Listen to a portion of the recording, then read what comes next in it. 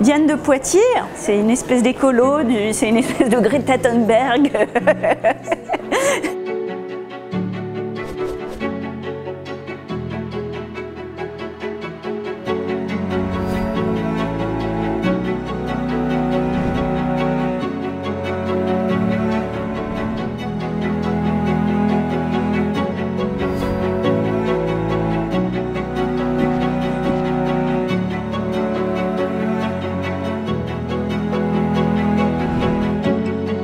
Chaque personnage a été travaillé pour voilà, tout d'un coup avoir quelque chose de très libre qui apparaît facile.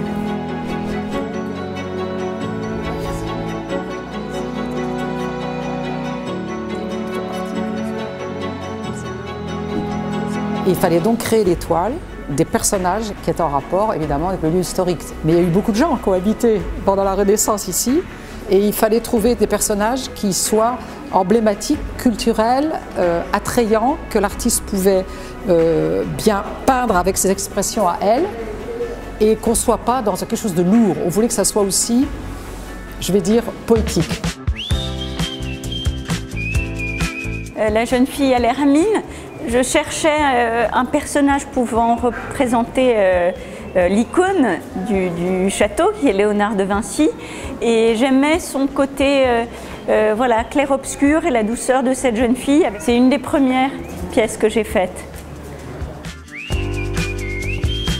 On a commencé à travailler sur des tout petits formats, ce qu'on appelle en fin de compte des carnets de croquis, si vous voulez. Je sais pas, j'ai dû faire une centaine de dessins, voilà, du tout petit et puis en agrandissant de plus en plus.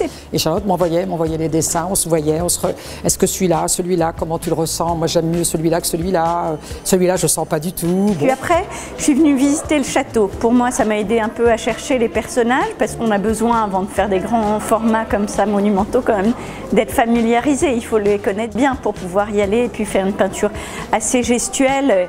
C'est ma bagarre là, c'est mon François, c'est ma bagarre. J'arrivais pas à en faire quelque chose de fort et je me suis dit, bon ben, François Ier c'est quoi pour moi? C'est le chasseur, et ben, je vais tirer dessus à gros coups de peinture blanche, un peu à la Niki de Saint-Phal où tout d'un coup je l'ai canardé pour réussir à le retravailler, à lui donner une seconde vie. Mais j'ai failli retourner la toile et peindre derrière et qu'il disparaisse.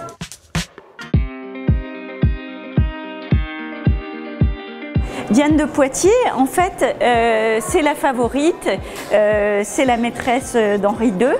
Pour moi, c'est un personnage magique. Souvent, on la présente en chasseresse. Elle est très à l'aise avec son corps, elle est nue, elle a des animaux.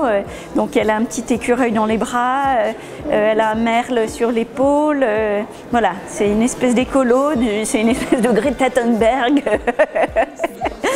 Voilà. C'est une nouvelle écriture pour moi. Voilà, j'ai de dessiner en très très grand. Oui, qui m'a fait changer des choses dans ma façon de peindre. Je pense en bien.